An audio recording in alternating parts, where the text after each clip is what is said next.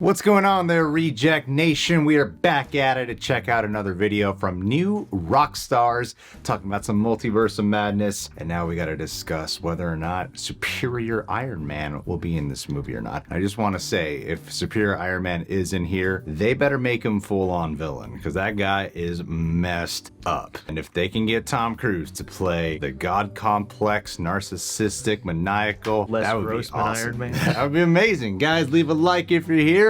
Subscribe to New Rockstars. Let's get to it. Welcome back to New Rockstars. I'm Eric Voss, and Doctor Strange in the Multiverse of Madness' latest trailer just delivered some of the biggest Marvel fan payoff ever by confirming Patrick Stewart, Charles Xavier, leader of the X-Men, as part of the MCU now. But there is an even crazier cameo in this trailer if you listen closely to the Illuminati shaming Doctor Strange in that moment. We should tell him the truth. I don't ever want to see it again! Yes, between a mystery glowing figure trading blows with gold standard, Ultron sentries as the foot soldiers of this Illuminati citadel, speculation has exploded that a variant of Tony Stark, the Superior Iron Man, could appear in Multiverse of Madness, maybe even played by longtime fan-casted Tom Cruise, who alongside Robert Downey Jr. back in the mid-2000s was originally considered for the role of Iron Man, giving us a glimpse into that alternate reality. But I'm gonna explain who exactly this alternate version of Tony Stark is, the multiversal logic that makes his membership on the Illuminati perfect for the MCU, and what role he could play in Multiverse of Madness and beyond. That's what I'm most curious about. In the latest trailer, Doctor Strange is detained in a facility that's actually shot in London's British Museum, home of the Rosetta Stone, an artifact really used as a nexus point among anthropologists to help them bridge together various ancient languages, which may be why Charles Xavier, as a student of history, chose this whole look as his nexus bridge across realities. But Doctor Strange is escorted by Ultron sentries. These are the drones built by Ultron in Age of Ultron, but originally part of Tony Stark's Iron Legion protocol to build a suit of armor around the world until the Mind Stone AI corrupted the algorithm and turned it evil. But the fact that these are now the foot soldiers tell us that someone in this compound is using this exact generation of Stark tech, but as Stark initially intended it to work. Then Strange faces a 6-chair dais helmed by Patrick Stewart, Charles Xavier, with the other 5 authorities, for now at least, left a mystery. But this is almost certainly Marvel's 6th-member Illuminati, which in the comics was founded by Tony Stark. Now, throughout this trailer, Wanda breaks into and attacks this compound, facing at least one glowing figure. Now, in most of these shots, the person looks like Monica Rambeau or her mother Maria Rambeau, going binary the way Captain Marvel does, but maybe Monica tapping into her photon abilities that she gained in WandaVision. Now, I will admit, some angles look a bit more armored up, and if you pause at one particular frame, the motion blur does make the figure look like the hair is different and the lighting around the mouth a bit more goatee-like. It's just hard to tell with this quality. One still frame being shared around Twitter from VFX still being rendered doesn't really do it justice. Ultimately, I just doubt Marvel would introduce a variant Tony Stark like this after being so strategic and so deliberate with how they teased Patrick Stewart. But I totally get why fans think Iron Man will show up in this movie, and I totally agree with them. Well, based off of that image that was circulating, what was funny is that they showed that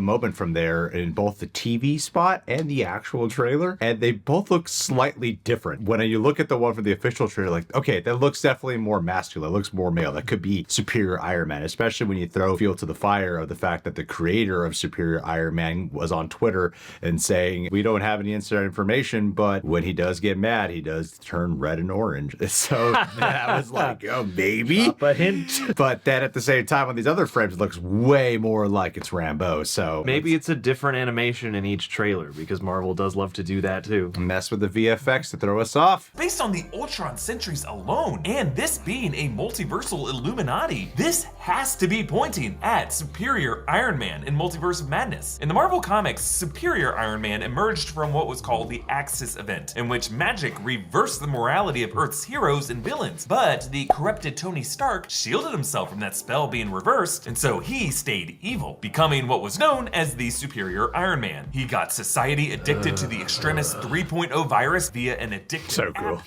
He used an army of drones as a police force until the jackass was eventually killed off in an incursion when the Marvel Universe and the Ultimates Universe collided, which was part of the stepping stones leading up to the 2015 Secret Wars event. All of this lines up perfectly with what Marvel Studios now seems to be setting up with an Ultron Sentry guarded, multiverse overseeing Illuminati, as this entire cinematic universe braces for future crossover events like Avengers Secret Wars. Okay, you see, like, just talking about that, and we're gonna dive into the role a little bit more, but I was talking with Koi Jandra, who actually was saying that he thinks that everyone in the Illuminati perhaps might be like an alternate evil version of themselves, because I was like, okay, let's say it is Superior Iron Man. Why would Superior Iron Man be part of the Illuminati who wants to do like good things? Right? Intentionally, that's the intent. The guise of good things, yeah. But Superior Iron Man, he's messed up, man, and he only looks out for himself, works under the guise of helping people, but he takes glee in, like, sometimes watching people suffer as long as he can have gains. So I'm like, maybe he's actually, like, one of the secret villains for this movie, more than just a cameo. But, you know, we'll see what else Eric has to say. By simply including these Ultron Sentries, this confirms that this compound runs on Stark tech, but coming from a universe where Ultron drones can be trusted and controlled. While one could argue that they're being controlled by an evil Ultron himself, I just don't think Ultron or Ultron Infinity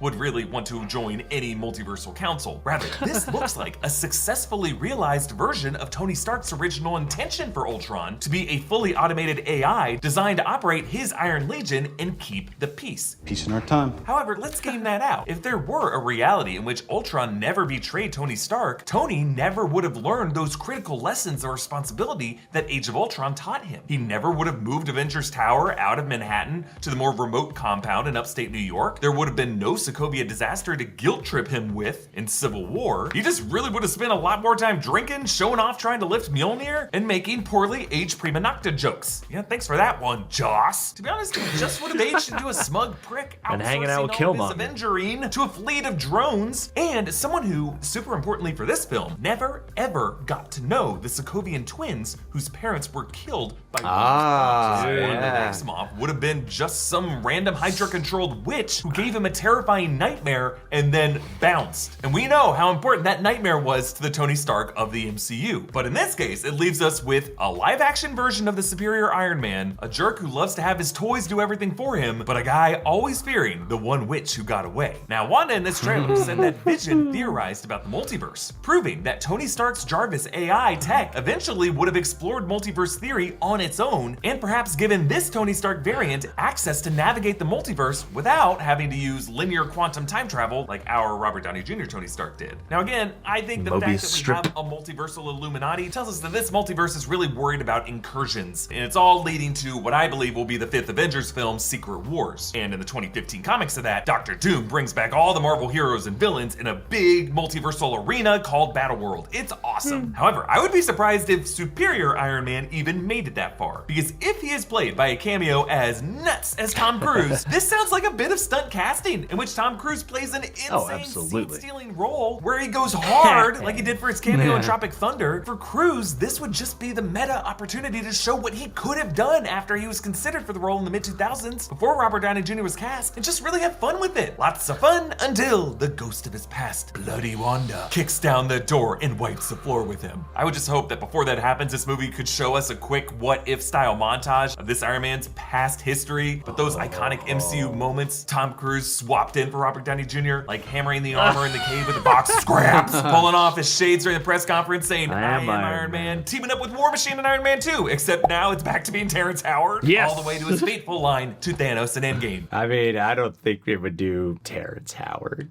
I think they're trying to make us completely forget about Terrence, because that would mean after Iron Man, then we enter the multiverse right then and there. I think they want to maintain the wall between the MCU and Terrence Howard, because that's not part of the fun. That's a real life conflict. Even in What If, they always make it Don Cheadle when they go back to the events of Iron Man 1. And there's a reason they don't even acknowledge Edward Norton. Hell, Disney and Lucasfilm already hired VFX artist Shamook to fix Luke Skywalker, and this guy made a great rendering of Tom Cruise as Iron Man. I mean, who knows, that might be part of the reason why this guy was hired. So I just cannot wait to see this superior Iron Man freak out when Wanda begins yanking out the hearts of his precious Ultrons.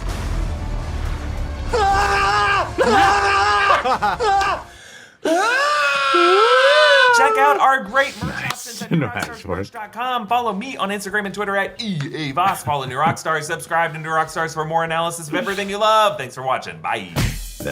That yell from the Mummy trailer is more iconic than anything from the actual movie itself. All right, guys. Well, I think that's a great justification for Superior Iron Man to be here. I would want him to be more than just a cameo, but a little bit of a supporting role. That's just my one wish, that if you're going to get Tom Cruise to step in here, I want him more than just a wink, because we're going to get a lot of winks at the audience with these cameos, I imagine. Oh, for sure. Let's make some of them actual substance.